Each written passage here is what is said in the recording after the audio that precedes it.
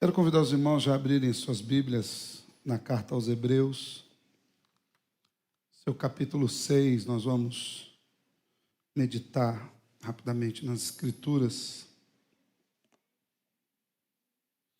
Hebreus capítulo 6. Nós vamos ler dos versos 1 a 12 para a nossa meditação nessa manhã.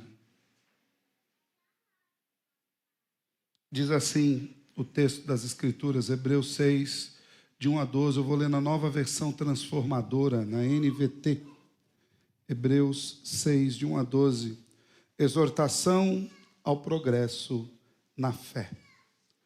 Portanto, deixemos de lado os ensinos básicos a respeito de Cristo e sigamos em frente, alcançando a maturidade em nosso entendimento. Certamente não precisamos lançar novamente os alicerces, ou seja, o arrependimento das obras mortas, a fé em Deus, o batismo, a imposição de mãos, a ressurreição dos mortos e o julgamento eterno. Se Deus permitir, avançaremos para um maior entendimento, pois é impossível trazer de volta ao arrependimento aqueles que já foram iluminados, que já experimentaram as dádivas celestiais e se tornaram participantes do Espírito Santo, que provaram a bondade da palavra de Deus e os poderes do mundo por vir, e que depois se desviaram. Sim, é impossível trazê-los de volta ao arrependimento, pois ao rejeitar o Filho de Deus, eles voltaram a pregá-lo na cruz, expondo-o à vergonha pública. Quando a terra absorve a chuva que cai e produz uma boa colheita para o lavrador, recebe a bênção de Deus. Mas se a terra produz espinhos e ervas daninhas, para nada serve, sendo logo amaldiçoada e por fim queimada. Amados, embora estejamos falando dessa forma, na realidade não cremos que se aplique a vocês. Também temos certeza de que estão destinados às coisas melhores que pertencem à salvação. Pois Deus não é injusto, não se esquecerá de como trabalharam arduamente para Ele e lhe demonstraram o seu amor ao cuidar do povo santo como ainda fazem. Nosso desejo é que vocês continuem a mostrar essa mesma dedicação até o fim, para que tenham plena certeza de sua esperança. Assim, não se tornarão displicentes, mas seguirão o exemplo daqueles que, por causa da sua fé e perseverança, herdarão as promessas. Até aqui. Vamos orar? Te louvamos, Deus, por tudo aquilo que o Senhor já permitiu experimentarmos nessa manhã. Te louvamos pelo testemunho da tua serva, Dona Lourdes, e pela forma tão maravilhosa como o Senhor a sustentou no meio de uma grande adversidade.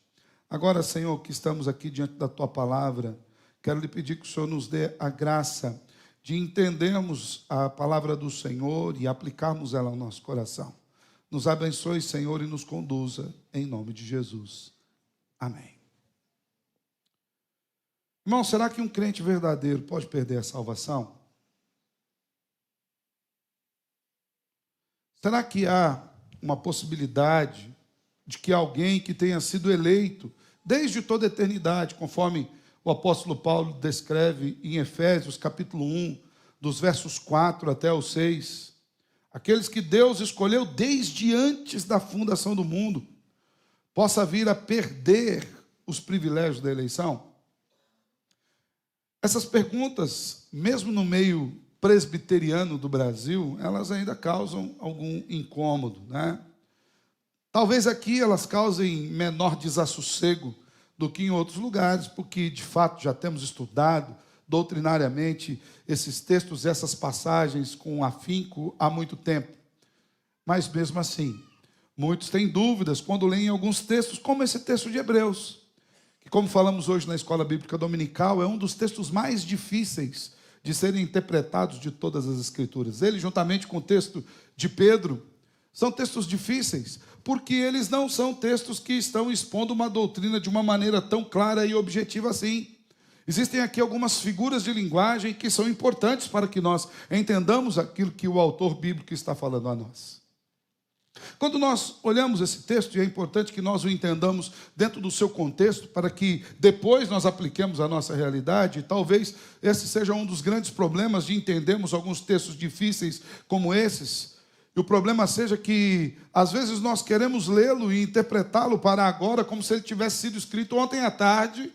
O autor, ou o apóstolo, ou o escritor, qualquer que seja, nós não sabemos exatamente quem escreveu, embora muitos atribuam a Paulo. Eu acredito que não foi Paulo, mas nós não sabemos exatamente qual é o autor, mas muitas vezes nós lemos como se ele tivesse sentado ontem à noite com o notebook no colo, escrevendo alguma coisa para a nossa realidade dentro do nosso contexto. Ele escreveu primeiramente aos seus primeiros leitores. Deus o inspirou e Deus usou os contextos para que aqueles leitores primeiramente entendessem e nós viéssemos aqui no futuro também aprender dessa mesma realidade. Então, nós não podemos dissociar o texto de todo o seu contexto. E quando nós olhamos toda a epístola aos Hebreus, toda a carta aos Hebreus, nós vamos ver que a carta inteira está carregada de admoestações. Desde o primeiro capítulo até o último capítulo de Hebreus, quando nós fomos terminar a nossa exposição do livro, Hebreus é uma grande admoestação. Hebreus é uma grande exortação. É uma exortação a que as pessoas não abandonem a Cristo. Tanto é que o autor começa falando sobre a grandeza de Cristo Jesus, expondo quem é Cristo Jesus, logo nos seus primeiros versículos. E no decurso de toda a carta, ele continua mostrando que Jesus é maior, que Jesus é superior a todo o estilo de religiosidade que eles tinham vivido até então. Então, ao longo de toda a epístola, o autor admoesta os seus leitores a aceitarem a palavra de Deus em fé, e a não caírem no pecado da descrença que resulta no juízo final. Algo fundamental em Hebreus também é o aspecto da fé. Porque sem fé, e nós vamos ver à frente quando formos estudar esse texto, sem fé é impossível agradar a Deus. Sem fé as pessoas não têm acesso ao Senhor. Então, o que o autor de Hebreus está nos dizendo é que ele não está passando meras informações acerca de Jesus para alimentar a mente, como se estivesse colocando alguns livros em uma fileira de biblioteca. O que ele está falando é trazendo verdades eternas que precisam ser aceitas, acatadas e descer, e que elas desçam no coração em fé, recebidas pela fé em Cristo Jesus. Ele estava muito seguro da necessidade do progresso dessa vida cristã. Então os irmãos não poderiam parar. Quando nós voltamos aqui agora para o próprio texto, nos 4 primeiros versículos, ou nos versículos iniciais dessa carta, ou melhor, do capítulo 6, o autor já nos mostra a continuidade da sua preocupação de que a fé desses irmãos se torne uma fé ativa e de que eles coloquem isso em prática e cresçam. Versículos 1 a 3, ele fala: portanto, deixemos de lado os ensinos básicos acerca de Cristo. Já falamos bastante disso a semana passada. E ele diz: sigamos em frente, alcançando a maturidade em nosso entendimento. Certamente nós não precisamos lançar novamente os alicerces, ou seja, o arrependimento de obras mortas. Que ele queria que aqueles irmãos desenvolvessem. Não precisamos mais falar de fé em Deus, o batismo, imposição de mãos, ressurreição dos mortos, julgamento eterno. Nós precisamos avançar. Há certos princípios fundamentais que todos os crentes devem entender.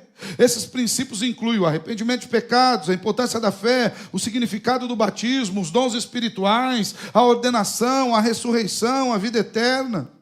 Para que a partir daí nós caminhemos para uma maturidade, para que nós caminhemos em frente. O problema é que muitos estavam sendo morosos em aprender. Muita gente fazia como se ouvidos mocos, ouvidos surdos. Eles queriam se associar ao cristianismo. Eles gostavam até da base da doutrina cristã. Eles gostavam de ouvir de falar do amor de Cristo. Eles gostavam de saber que tinha alguém morrido pelos seus pecados. Mas o que eles não queriam era largar o velho estilo de vida. Eles não queriam largar o velho pensamento de religiosidade que os fazia sentir-se acomodados e merecedores da graça de Deus. Na verdade, a graça feria o seu orgulho. A graça lhes feria profundamente, quando a graça deixava bem claro que esses irmãos não poderiam alcançar a salvação per si.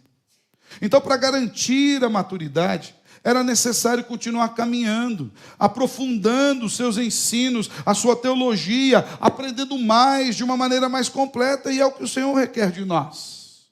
Porque senão, irmãos, é muito provável que nós venhamos enfraquecer e ficar pelo caminho. A nossa busca deve ser pelo topo da vida cristã, pelo topo da carreira cristã. O nosso alvo é Cristo. O nosso objetivo é o céu. Mas aqui ele usa algo interessante para tratar conosco. Ele faz-nos olhar para o mais profundo e o mais terrível dos fracassos que poderia existir.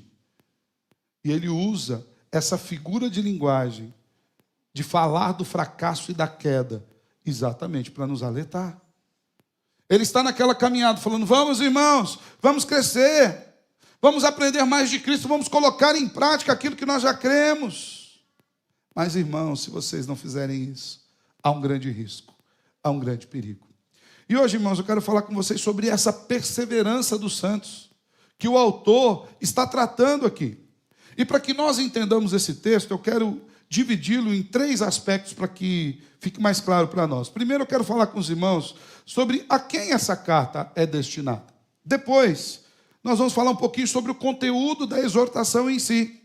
Em terceiro lugar, por fim, nós vamos ver a conclusão que o próprio autor faz sobre o texto, nos mostrando que, de fato, a salvação não pode ser perdida, porque ela vem diretamente de Deus para nós. É Deus quem nos salva e é Ele quem nos mantém salvo.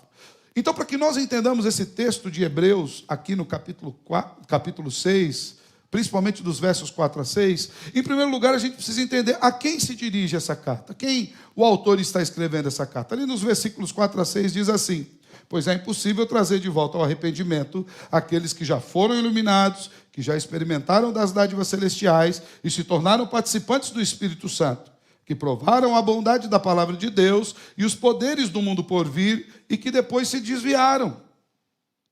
Então, a quem ele está escrevendo? A questão de a quem a exortação se dirige é algo de fundamental importância para nós entendermos o real sentido dessa exortação. Essa exortação que faz muitos pensarem: pastor, mas pode perder a salvação? Se bem que, na verdade, ele não está falando aqui de perda da salvação, e nós vamos ver mais para frente.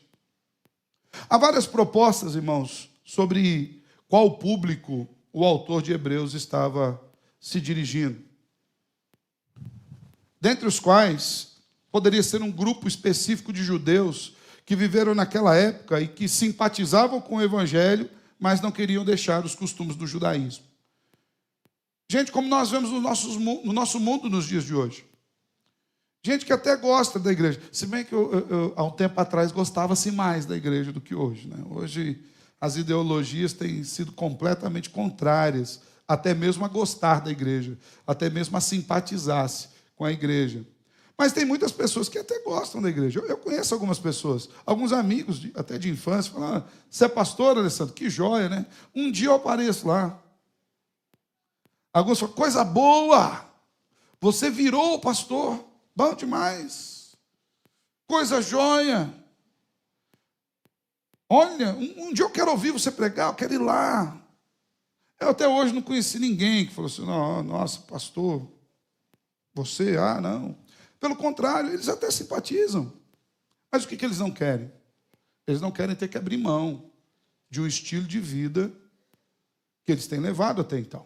Então é possível que essa carta fosse dirigida a um grupo, não necessariamente aquele grupo que estava ali aos hebreus, mas que fosse um grupo de pessoas que estavam chegando ao evangelho. Porém, o mais provável, o mais possível, o mais plausível é que essa carta esteja sendo dirigida a um grupo de crentes mesmo, de gente da igreja. Gente que ele estava exortando. Porque ele vinha exortando essas pessoas desde o capítulo 1. E ele continua o fazendo até o capítulo 13, final. Não há um motivo, não há um distintivo que faça ele mudar de assunto. A mesma coisa como se eu estivesse pregando aqui dentro da igreja e de repente falar: irmãos, espera aí que agora eu vou falar com aqueles lá de fora. Ele não iria fazer isso. Então o autor de Hebreus muito provavelmente estaria falando com crentes, a quem ele já tecera várias exortações e advertências contra o abandono da fé cristã, para a volta às práticas do judaísmo. E sobre esse segundo grupo, sendo um grupo de crentes, vários teólogos asseveram que possivelmente fosse uma espécie de crente de fachada. Possivelmente fosse aquele tipo de pessoa que aparentemente era crente, ou que o texto nos mostra algumas questões que são distintivas e importantes. Ele está falando com gente que já foi iluminado, já experimentou as dádivas celestiais, se tornou participante do Espírito Santo, provou a bondade da palavra de Deus e os poderes do mundo por vir, e depois se desviou. Então, quando nós olhamos para as ferramentas que o texto nos dá e para os argumentos que o texto nos dá, nós vemos que era gente que estava dentro. Nós podemos até questionar a que nível estavam dentro, a que nível de envolvimento eles tinham. Eu lembro-me que, há muitos anos atrás, eu estava lendo um livro que ele falava sobre envolvimento na igreja. E o autor usou um exemplo bem até infantil, simplório, mas achei muito interessante, que ele falou: imagina que a igreja está envolvida, e a igreja é como uma grande casa de lanches, fazer um lanche, né? Então tem aquelas pessoas que vão doar o pão, elas estão envolvidas com a parte, né? Você vai fazer um X-egg, tem aquele irmão que vai doar o ovo, né? Mas o porquinho doou o quê? A sua própria pele, a sua vida. O envolvimento dele era mais profundo com aquele lanche. Talvez nós tenhamos na igreja gente que não doa nada, só vem comer o lanche. É possível, nós temos muitos desses. Ele não está disposto a doar absolutamente nada. Ele não está disposto a se envolver em absolutamente nada. O que ele quer é simplesmente o telefone, o contato do iFood, que possa entregar talvez até em casa, hoje pelos meios online. Ou seja, as pessoas a quem a carta estava se dirigindo, possivelmente, quando nós olhamos os argumentos que o texto mesmo nos oferece, eram pessoas que frequentaram aquela igreja. Frequentaram até mesmo de forma ativa. Talvez participaram por um longo período, se envolveram, mas que não estavam na igreja por convicção de fé salvadora. E o autor da carta aos Hebreus, ele trata do tema da fé salvadora de uma maneira muito forte. No capítulo 11, na galeria dos heróis da fé, ele diz: irmãos, tem gente que morreu, tem gente que foi partido no meio, tem gente que entregou a vida, tem mulheres que receberam em casa o cadáver do seu marido porque essa pessoa era fiel em Cristo Jesus. Tem gente derramando sangue e sendo exposto à vergonha por causa de Cristo. E eles fazem isso por quê? Porque eles são heróis? Não, eles fazem isso porque eles receberam a palavra e acataram-na no seu coração em fé, por meio da fé. O evangelho para eles não era uma informação, era a própria vida deles. Ao que em Hebreus 11, um dos textos mais belos que nós encontramos, diz: homens dos quais o mundo não era digno que eles pisassem a planta dos seus pés aqui. Ah, irmãos, imagina que glória é essa. Você nem sabe o nome de todos aqueles, mas Deus os conhecia. Então, não é impossível, ou melhor, é muito mais plausível, que esse texto seja dirigido à igreja, sim. Uma exortação dura à igreja, sim. A gente que conhece sobre Deus, sim. Porque aqui nos dá a entender que essas pessoas não receberam essa fé salvadora por convicção de salvação, mas por questões pessoais. Questões essas que não eram suficientes para lhe dar a devida profundidade. Tem gente que vem na igreja pelas mais variadas questões. Quantas pessoas você não conhece que já foram para a igreja porque estava quebrado financeiramente? Tem até a igreja que tem propaganda para isso, né? Quase que uma financiadora gospel. Só que dá o golpe do baú. O povo vai lá e entrega tudo e eles não devolvem nada. Quantas pessoas não foram para a igreja apenas porque estavam com um casamento destruído? Quantos não foram para a igreja porque os filhos estavam nas drogas? Ou tantos outros que não foram para a igreja porque receberam um diagnóstico de doença e precisavam de alguma coisa. Há muitas pessoas que vêm para a igreja não porque estão buscando a face de Deus, mas estão buscando a mão de Deus, a mão doadora de Deus. Então, irmãos, é possível que esse grupo de judeus, mesmo acostumado ao ritualismo judaico,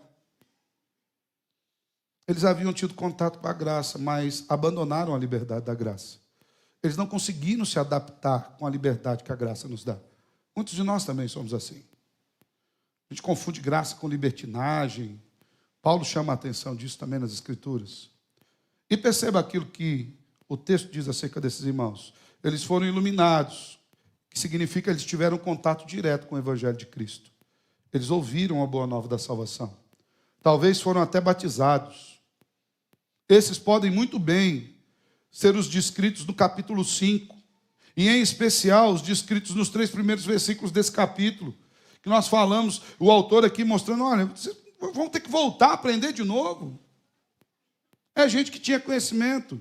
Segundo, diz que essas pessoas experimentaram as dádivas celestes. O que isso significa? Significa que eles desfrutaram da alegria, da comunhão com os santos. Estava aqui no nosso meio. Cantava louvores. A gente orava por eles. Eles oravam juntamente com a gente. Receberam conhecimento acerca da vida cristã. Experimentaram. Há poucos dias nós falamos sobre a edificação de Cristo Jesus. Lembra que o apóstolo Paulo diz que todos os dons espirituais que Deus derramou sobre a igreja foi para a edificação do povo. Então essas pessoas experimentaram disso. Talvez até participaram da ceia do Senhor, como no dia de hoje.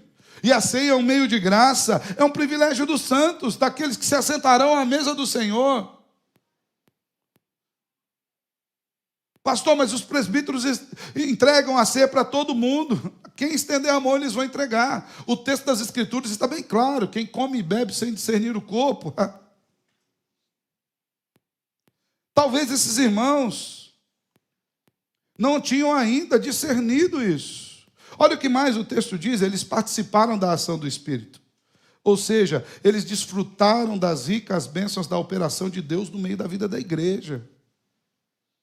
É gente que viu milagres, gente que ouviu testemunhos, gente que participou de ministérios, gente que viu conversões.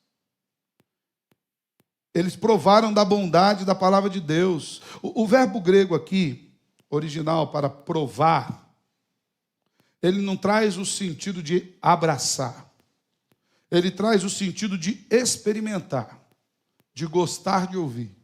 Ou seja, eram pessoas que ouviram sermões, tiveram acesso à exposição de porções das Escrituras, foram edificados espiritualmente e emocionalmente. Por fim, provaram dos poderes do mundo por vir. Viram sinais e maravilhas que Deus opera no meio do seu povo e que aponta para a esperança em Cristo Jesus, para a redenção, para o céu. Então, veja bem, o autor está dizendo, ele está qualificando o seu auditório. Ele não está dizendo que é um auditório qualquer. Ele está dizendo que é um auditório que teve algumas experiências muito particulares. Foram iluminados, experimentaram das dádivas celestes, participaram da ação do Espírito, provaram da bondade da palavra de Deus e dos poderes do mundo vindouro. E depois de tudo isso, se desviaram. Desviar-se significa estar num caminho e mudar para outro. Entrar por um caminho diferente. Entrar por uma outra estrada. Não tem como você desviar do nada ou sem estar em algum lugar. Eles estavam numa caminhada. No entanto, eles se desviaram. Você conhece alguém assim? Já pensou em alguém assim? Talvez alguém que esteve no banco dessa igreja aqui conosco. Talvez alguém que já liderou, talvez alguém que já foi professor, um presbítero, diácono, um pastor. Há vários que se aproximam da fé, que passam uma temporada no seio da igreja, e depois de um tempo, não é que eles caíram. Eles voltaram a assumir a sua verdadeira identidade de não salvos. É que às vezes a gente quer se enganar com algumas coisas.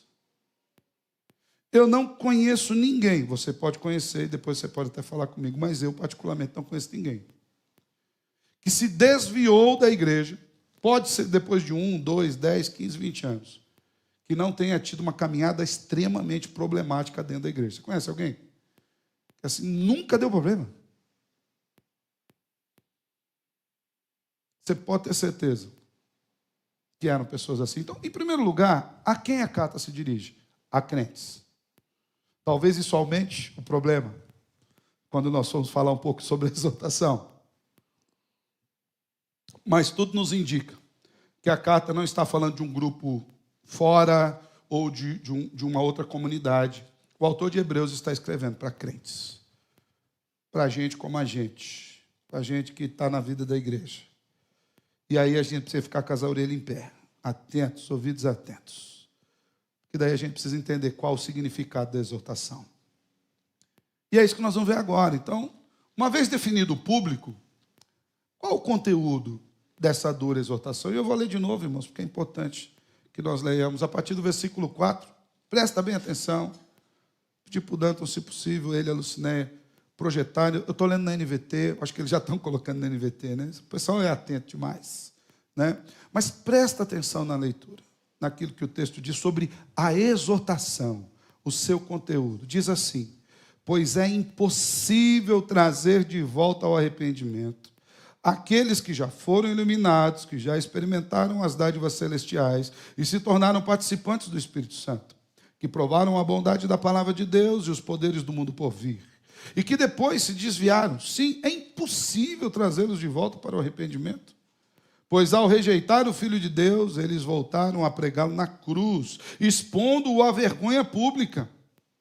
Quando a terra absorve a chuva que cai e produz uma boa colheita para o lavrador, recebe a bênção de Deus. Mas se a terra produz espinhos e ervas daninhas, para nada serve, sendo logo amaldiçoada e, por fim, queimada. No ambiente teológico, esse texto ele traz uma grande discussão sobre duas linhas, talvez as duas principais linhas de pensamento teológico vigente aí dos nossos dias e que perduram aí há séculos, que seria o arminianismo e o calvinismo. Em específico no que tange a salvação, se alguém pode perder ou não a salvação. Alguns dizem que esse texto traz problemas para os calvinistas, para os reformados, porque na ideia deles esse texto dá uma vazão à perda de salvação, porque o texto diz: olha, é impossível trazer de volta ao arrependimento aquele que já teve e caiu. Então alguns vão estar vendo, pastor? Pode cair sim. E ele traz um problema muito sério também para os arminianos, porque ele diz que é impossível trazer de volta. Ou seja, se caiu, o arminiano já perdeu o livre-arbítrio. E como é que fica? O arbítrio também foi quebrado. Quando, na verdade, o texto não está tratando desse assunto em si, embora verse sobre salvação. Mas ele não está falando necessariamente de uma perda de salvação ou de uma possibilidade de perda de salvação. Lembra do contexto que nós falamos como um todo? Esse texto é uma exortação para os irmãos, uma exortação dura. Há alguns teólogos que entendem a exortação feita aqui nesse texto como sendo um caso hipotético, impossível de acontecer, uma extrapolação, um exagero, uma espécie de hipérbole que tem a força suficiente para chamar a atenção dos crentes. É como se dizer, por exemplo: meus irmãos, não abandonem a Cristo, se vocês o fizerem, vocês irão para o inferno. É verdade que se abandonar a Cristo vai para o inferno? Sim ou não? Mas é verdade que alguém que foi alcançado por Cristo pode abandoná-lo? Não. De maneira que essa expressão é profundamente verdadeira, mas profundamente absurda. Porque aqueles que foram alcançados por Cristo estão seguros nas mãos de quem? De quem? De Cristo. Valeu, meus assistentes. Consulta aos universitários. Eles estão seguros nas mãos de Cristo. A grande questão é o seguinte: meu estilo de vida diz que eu estou seguro na mão de Cristo. A minha maneira de viver tem dito sobre isso. A questão aqui não é sobre a possibilidade da perda de salvação, mas de um grande e grave alerta acerca do perigo de flertar com uma vida de mundanismo, mesmo estando dentro da igreja. A Bíblia se explica, e um texto não iria contradizer o outro. Na mesma Bíblia não diria que nós fomos eleitos desde toda a eternidade, não nos diria que nós estamos seguros nas mãos daquele que nos salvou, e ele mesmo declararia: das minhas mãos ninguém pode tirar. E na mesma Bíblia não dizia: mas pode sim, vai tirar, cai, sozinho inclusive. O que o autor de Hebreus está nos dizendo, outro detalhe importante: nos capítulos anteriores, ele tem versado sobre o sacerdócio de Cristo, o sacerdócio perfeito, sendo Cristo o pontífice de Deus, aquele que faz a ligação perfeita. Ele é o sumo sacerdote que nos liga a Deus pelo seu sacrifício, e ele é o apóstolo do Pai, que liga o Pai a nós pela sua palavra. Ele é o único caminho, ele é a ponte. E é nesse sentido que ele fala: irmãos, como a gente pode trazer de volta alguém que experimentou tudo isso e abandonou? Irmãos, presta atenção no seu estilo de vida. E eu quero te dizer algo tão absurdo, irmãos, tão profundo, que é para você pensar, que é para chacoalhar as suas bases, as colunas de onde você tem edificado a sua fé. Porque se você, mesmo tendo provado todas essas coisas, se desviar, não há o que fazer por você.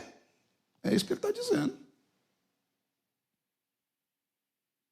Ainda que seja impossível alguém que for salvo, que foi salvo, que ele venha perder a salvação, o alerta é importante,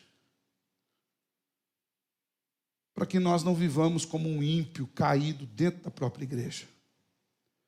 É fato, irmãos, que alguns irmãos têm recaídas.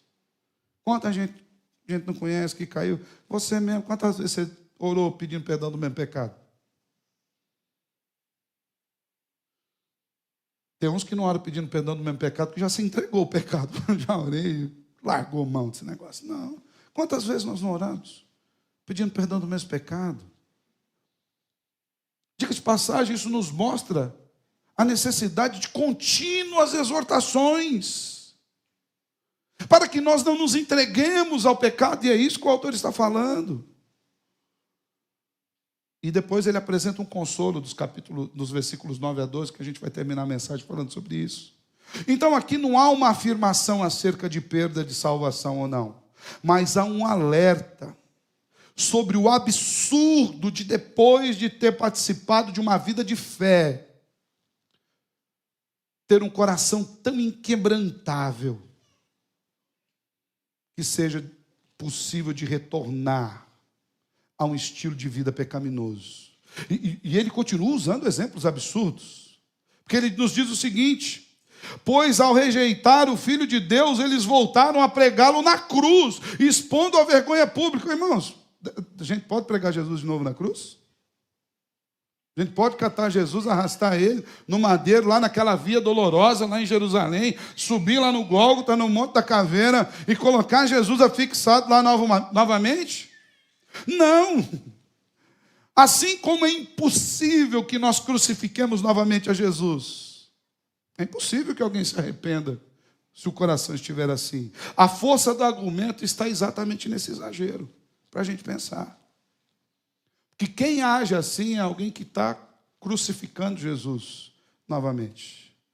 Caso nós assumamos que a exortação seja uma questão de hipótese, que leve a uma reflexão que produza o arrependimento, e eu particularmente, assim como vários outros teólogos e pastores, vejo o texto por essa ótica, não porque eu quero fazer ele dizer isso, mas porque para mim está muito claro isso nas linhas do próprio texto, da forma como é construído e dentro do contexto de toda a carta produzida aos Hebreus. Então, caso nós assumamos que é uma exortação dura, que produz arrependimento, caso nós consideremos que o grupo a quem a exortação foi dirigida era um grupo de gente que participou da igreja, como dito acima, mas que apostatou, que abandonou, que se desviou ou que estava por se desviar. Há dois textos que nos ajudam a perceber como nem mesmo assim o autor de Hebreus está falando sobre perda de salvação. Dois textos correlatos. O primeiro deles é do apóstolo Pedro, na sua segunda carta, no capítulo 2, dos versos 20 até o 22. Eu quero que você acompanhe a leitura. Olha o que o apóstolo Pedro nos diz na segunda de Pedro 2, 20 a 22. E quando alguém escapa da maldade do mundo ao conhecer nosso Senhor e Salvador Jesus Cristo, mas depois se deixa emaranhar e se escravizar novamente pelo pecado, está pior do que antes. Teria sido melhor nunca haver conhecido o caminho da justiça do que conhecendo rejeitar a ordem recebida para viver de modo santo. Nele se confirma os provérbios: o cão volta ao seu próprio vômito e a porca lavada volta a revolver-se na lama. Duro, né, Pedro, né? Pedrão aí bateu pesado. O que Pedro está falando, irmãos? De pessoas que conheceram Jesus como Salvador, pessoas que ouviram do Evangelho, pessoas que conheceram da liberdade que nos é anunciada de uma nova vida em Cristo, mas optaram por escolher na escravidão. Quando a gente fala de escravidão, às vezes a gente sempre tem aquela ideia de correntes pesadas nos puxando. Muita gente está presa à escravidão das suas próprias vontades, dos seus prazeres particulares. Sabe aquele cachorro que tem uma corrente grande? Pode correr por tudo quanto é canto, né? Antigamente, agora eu acho que até está proibido você colocar corrente em cachorro, irmão. Nosso mundo está tenso. Mas eu lembro que antigamente você colocava um fio para o cachorro correr, amarrava a corrente, o cachorro ia para lá, ia para cá, tal. Estava livre, mas estava preso. Ele brincava, pulava, corria, comia, mas em última instância, ele estava preso. Tem muita gente que já recebeu a liberdade de Cristo Jesus e fala: não, essa liberdade não, eu vou pegar uma outra liberdade. Põe uma corrente no pescoço. Fala: mas a minha liberdade é boa, eu corro no quintal, eu vou para lá, eu vou para cá, tem água, tem comida, eu brinco, jogo a bola, tal. Mas no final você está preso. E às vezes isso engana muitos, nessa amplitude de espaço que nos proporciona prazeres terrenos.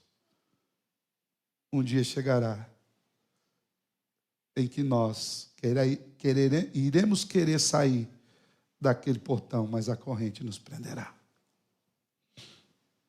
Outro texto correlato interessante para que nós pensemos e que nos ajuda a entender que aqui não está falando de perda de salvação, mas de um coração endurecido, contumaz, de gente que esteve aqui no meio, mas daí eu vou deixar João falar. O apóstolo João, na sua primeira carta, no capítulo 2, dos versículos 18 a 19, o apóstolo João nos diz o seguinte: filhinhos, chegou a hora final. Vocês ouviram que o anticristo está por vir, e muitos anticristos já apareceram. Por isso sabemos que chegou a hora final.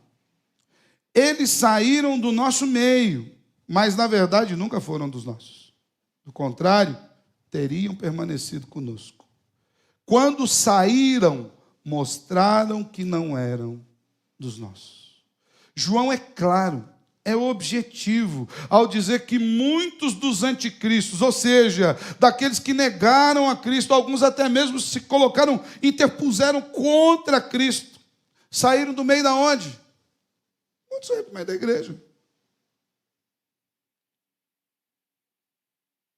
Muitos hereges, irmãos, cresceram no meio da igreja.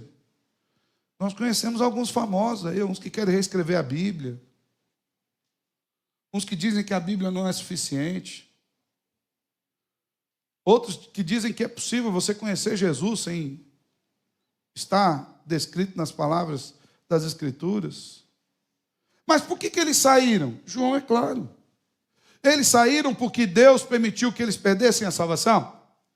Eles saíram porque escaparam da mão do bom pastor? O bom pastor dormiu no aprisco e eles caíram fora? Não. Pedro deixa bem, ou melhor, João deixa bem claro. Eles saíram porque, na verdade, nunca foram dos nossos. Do contrário, teriam permanecido conosco. Quando saíram, mostraram que não eram dos nossos. Quando eles mostraram que não eram? Quando? Quando eles saíram. Eles deixaram bem claro. Esses irmãos, quando vão embora, não é que eles caiam ou perdam ou tenham perdido a salvação, mas eles assumem a identidade que eles sempre tiveram de não salvos. Seja por qual caminho nós escolhamos interpretar, ou por qual caminho nós olhamos para essa exortação, nós perceberemos que nós não estamos falando de perda de salvação antes, ou de um alerta extremo sobre o perigo de uma vida sem Cristo, ou do perigo de participar de todos os benefícios que Cristo nos possa proporcionar nessa vida, sem termos passado pela conversão. Seja qual for a via, nós somos chamados ao arrependimento, ao abandono do comodismo, ao crescimento espiritual, tal qual o autor de Hebreus enseja em todo o curso da sua carta. Não são apenas nesses versículos. Ele está fazendo isso na carta toda. Para a gente terminar, uma conclusão esperançosa ele nos traz. Versículos 9 a 12. Amados, embora estejamos falando dessa forma, na realidade não cremos que se aplique a vocês. Temos certeza de que estão destinados às coisas melhores que pertencem à salvação. Pois Deus não é injusto. Não se esquecerá de como trabalharam arduamente para Ele e lhe demonstraram o seu amor ao cuidar do povo santo, como ainda fazem. Nosso desejo é que vocês continuem a mostrar essa mesma dedicação até o fim, para que tenham plena certeza de sua esperança.